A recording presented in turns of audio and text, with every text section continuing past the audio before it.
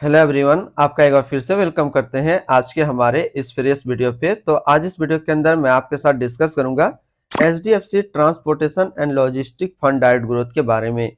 इसमें मैं आपसे डिस्कस करूंगा ये जो HDFC transportation and logistic fund direct growth है, पिछले 1 महीने, 6 महीने या फिर एनुअल रिटर्न क्या दिया है, आज की डेट में इसका एक एनएवी का प्राइस क्या है, ये कितने स्टार रेटिंग म्यूचुअल फंड है, इसके अंदर मिनिमम एसआईपी अमाउंट आप क्या लगा सकते हैं और इसका फंड साइज क्या है। साथ ही साथ मैं आपसे डिस्कस करूंगा कि इसके अंदर कौन कौन सा स्टॉक लिस्टेड है, और अगर आप इस म्यूचुअल फंड में कुछ पैसा जमा किए होते तो पिछले 3 महीने, 6 महीने, 1 साल में आपको क्या रिटर्न देखने को मिलता।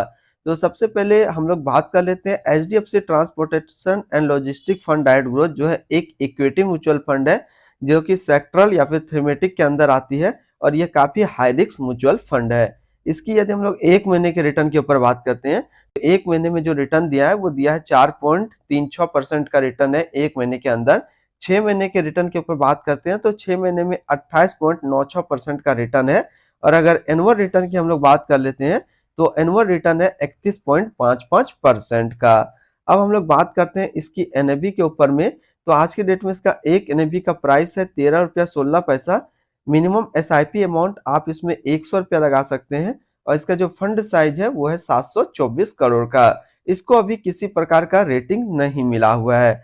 अब बात करते हैं यदि आप इस म्यूचुअल फंड में 5,000 रुपया पर मंथ जमा किए होते तो 3 महीने में जो आपका पैसा जमा होता वो जमा होता 15,000 रुपया, आपको मिलता 15,769 रुपया। 6 महीने की बात करते हैं तो 6 महीने में जो आपका पैसा जमा होता वो जमा होता 30,000 रुपया, आपको मिलता 34,370 रुपया। अब बात करते हैं यदि आप इस म्यूचुअल फंड में एक बार में 1 लाख रुपया डाले होते तो 3 महीने में आपका 1 लाख रुपया 1,03,791 रुपया होता। 6 महीने में आपका 1 लाख रुपया 1,13,561 रुपया होता।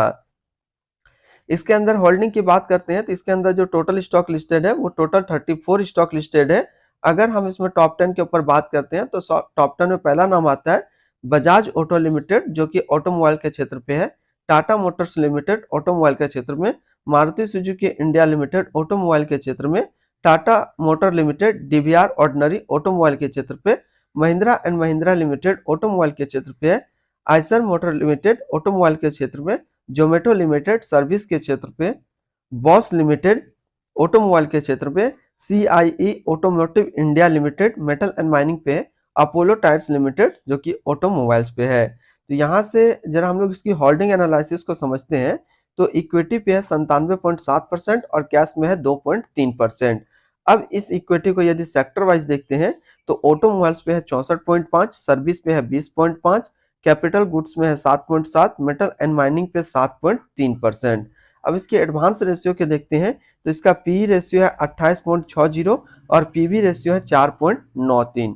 मिनिमम इन्वेस्टमेंट अमाउंट की बात करते हैं, यदि आप फर्स्ट टाइम मिनिमम इन्वेस्टमेंट यानी कि मिनिमम लमसम करना चाहते हैं तो 100 रुपया का मिनिमम लमसम सेट किया गया है, और मिनिमम एसआईपी भी 100 रुपया का सेट किया गया है। अब इसका हम लोग रिटर्न रैंकिंग के ऊपर बात कर लेते हैं तो 1 महीने का जो फंड रिटर्न है वो है 4.6%, 3 महीने का 16.7, 6 महीने का 27.7 और एनुअल 30.4 है।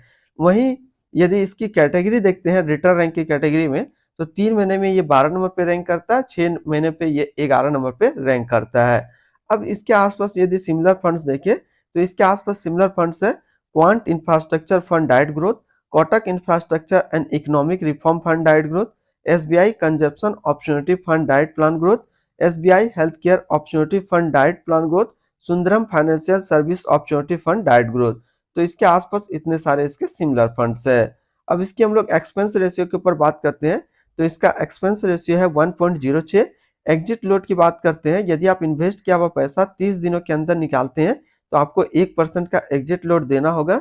स्टैम्प ड्यूटी की बात करते हैं तो स्टैम्प ड्यूटी है 0.005%। अब हम लोग इसकी fund house and investment objects को देखते हैं तो HDFC mutual fund total assist में इंडिया पे नंबर 2 पे रैंक करता है। ये म्यूचुअल फंड स्टार्ट हुआ था 10 दिसंबर 1999 को। इसका टोटल असिस्ट अंडर मैनेजमेंट है 6,07,082 करोड़ का। अब हम लोग इसके बारे में थोड़ा सा और बेसिक नॉलेज को देखते हैं तो HDFC transportation and logistic fund direct growth एक इक्विटी म्यूचुअल फंड है जो कि लॉन्च किया गया है एचडीएफसी म्यूचुअल फंड की तरफ से। ये म्यूचुअल फंड स्टार्ट हुआ था 10 दिसंबर 1999 को। प्रिया रंजन जो है अभी इसका करंट फंड मैनेजर है HDFC transportation and logistic fund direct growth fund का। इस फंड का करंटली असिस्ट अंडर मैनेजमेंट है 6,07,083 करोड़ का और लेटेस्ट एनएवी है 13 रुपया 16 पैसा। HDFC transportation and logistic fund ये काफी हाई रिस्क म्यूचुअल फंड है। इसमें मिनिमम एसआईपी अमाउंट 100 रुपया का सेट किया गया है और मिनिमम लमसम भी 100 का सेट किया गया है। यदि आप 30 दिनों के अंदर अपना पैसा निकालते हैं तो आपको 1% का एग्जिट लोड यहाँ पे देना होगा। तो आज इस वीडियो के अंदर मैंने आपके साथ डिस्कस किया HDFC transportation and logistic fund direct growth के बारे में। तो फिर मिलते हैं हम लोग नेक्स्ट को इस तरीके का वीडियो की अच्छी जानकारी को लेकर के।